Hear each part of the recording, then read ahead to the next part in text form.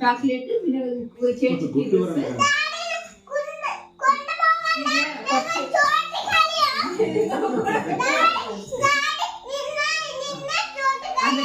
ഡാഡിയുടെ അടുത്ത് പറയണ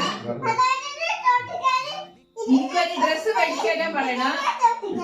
ഞാൻ സച്ചിനോട് പറയും നാളെ പോയി എനിക്കൊരു ഡ്രസ് മേടിച്ചു തരാൻ പറഞ്ഞു. പിന്നെ സച്ചിനോട് പറഞ്ഞു എനിക്ക് കാഡ്ബറീസ് വലിയ ചോക്ലേറ്റ് സച്ചിനെടുത്തപ്പോ ഞങ്ങൾ ഇറങ്ങി കളിക്കുന്നത്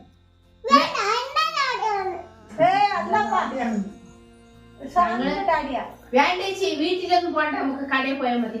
അവിടെ സച്ചി ഉണ്ടാവില്ല, അവിടെ പോയി പറയാ സച്ചിയെ എനിക്കൊരു ഉടുപ്പ് മേടിച്ചു എനിക്കൊരു ഉടുപ്പ് മേടിച്ചു സച്ചി